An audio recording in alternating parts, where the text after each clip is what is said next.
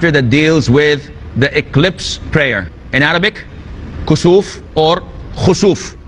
Khusuf is linguistically used with the sun, and Khusuf is linguistically used with the moon, and it can be swapped. What is to be done when the sun or the moon is eclipsed? This is what we will find in this hadith, hadith number 146. Aisha radiallahu anha reported that there was a solar eclipse during the lifetime of the Messenger of Allah sallallahu alaihi wasallam, and he sent the announcer to summon them for congregational prayer. The people gathered together and he pronounced takbir, saying Allahu Akbar, and he observed 4 rakahs, bowing in the form of 2 rakah and 4 sajdas, prostration. Sahih al-Muslim. Aisha, may Allah be pleased with her, is describing to us a format of prayer that is different than all other prayers. And the hadith is in Sahih Muslim, so it is the highest grade of authenticity. How is that? The Prophet said, alayhi salatu wasalam, instructing one of his companions to call for Salatul Khusuf. Unlike Eid, we said Eid that you do not call. For Khusuf or Kusuf, you have to call the people by saying As-Salatu Jami'ah, meaning come and gather for prayer. Why is that? Because the eclipse is something that people usually do not pay attention to.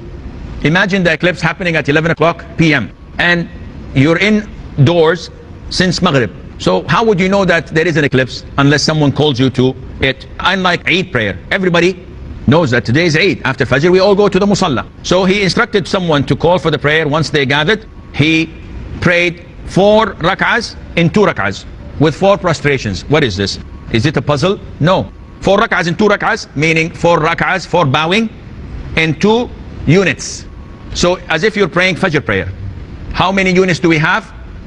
2. How many rak'ahs do we have? 2. How many sajdas do we have? 4. In eclipse prayer, we have 2 units with 4 rak'ahs and 4 prostrations. How it is to be performed? As follow. You give takbir, you recite the Fatiha, you recite a very, very long surah, and then you bow, and you prolong your bowing, and then you say Sami Allahu liman hamidah, Rabbana wa lakal hamd, and then you recite the Fatiha again, and you recite a surah that is long but shorter than the first one, and then you bow, and you say Sami Allahu liman hamidah, you prostrate 2 prostrations, and you stand for the second unit. You recite the Fatiha for the 3rd time with a surah shorter than the previous 2. You bow, you say Sami Allahu liman hamidah, you recite the Fatiha for the 4th time, you recite the surah shorter, and then you complete your prayer like usual. Now, a lot of the brothers ask, Sheikh, I went to the masjid and I found them in the first rak'ah, but in the second rak'ah of the first rak'ah, meaning that the Imam recited the surah and the Fatiha, bowed, Sami Allahu liman hamidah, and now he's reciting the Fatiha and the surah, and I joined them. Is my rak'ah valid or not? You get the point? The scholars say, no, it is not. Because the first rak'ah is the pillar. The second bowing in the first rak'ah is a sunnah. So the first one, if you did not pray it with your imam, this means that after you conclude the prayer, after the imam concludes the prayer, you stand up and offering 2 rak'ahs in 1 unit. Understood, inshallah? Okay. If you look at the eclipse, why is it taking place? Why is it taking place? Allah says in the Quran that these are signs that Allah frightens his servants with. Allah says, and we sent not the signs except to warn and to make them afraid of destruction. So Allah sends these signs to frighten people and to show and display his might and power, subhanahu wa ta'ala. Now, one would say, why would Allah frighten people? It is simple, because Allah Azza wa Jal is so powerful and people are so ignorant. No matter how many times you tell them, paradise is this beautiful, paradise has this, paradise has that, would this deter them from doing sins?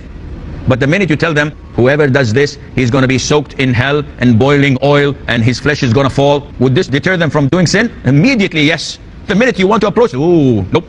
Why? Because human nature. People are driven by fear more than they're driven by hope. And that is why Allah Azza wa Jal sends us a wake-up call every now and then for our own good.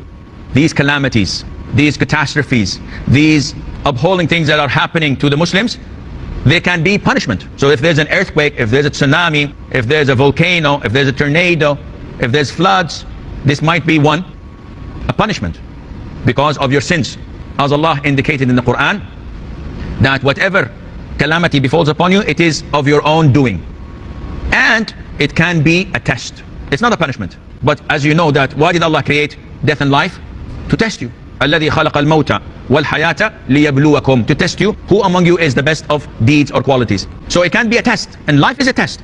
And do you expect that you get your payroll check at the end of the month, and you're healthy, and your family is healthy, and your neighbors are kind, and your wife is loving and caring, and your children are disciplined and all hafiz of Quran, and you can pray 5 times in the masjid and nothing happens to you, and fast, nothing happens to you, and live like this for 60 years and then pass away in peace? This is not the case. Alif Lam Mim. أحسب الناس أن يتركوا أن يقولوا آمنا وهم لا يفتنون. Do you think that people would be let alone to say that we believe without them being tested? No. وَلَقَدْ فَتَنَّا الَّذِينَ مِنْ قَبْلِهِمْ. We have tested those who were before them, and by Allah, Allah will know those who are truthful, and Allah would know those who are telling lies.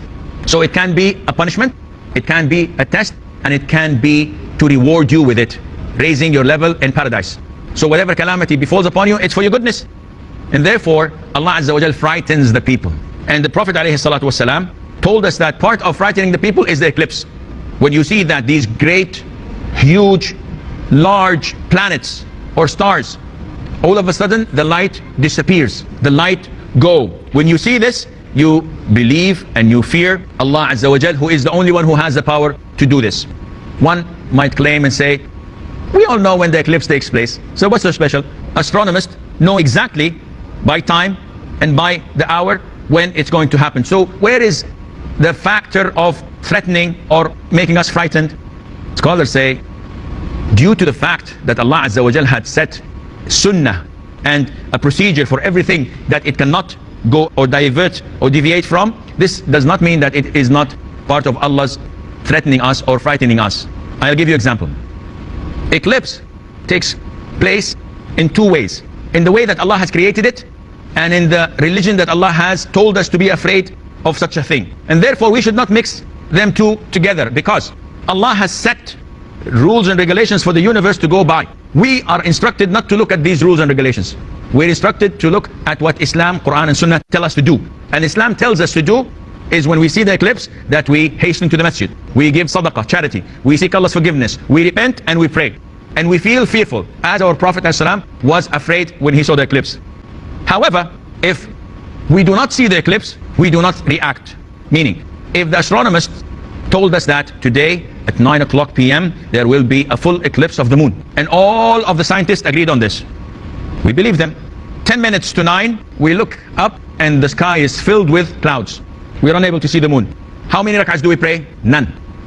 We pray nothing. Why? Because the eclipse to us did not take place, although the scientists say it's taking place now.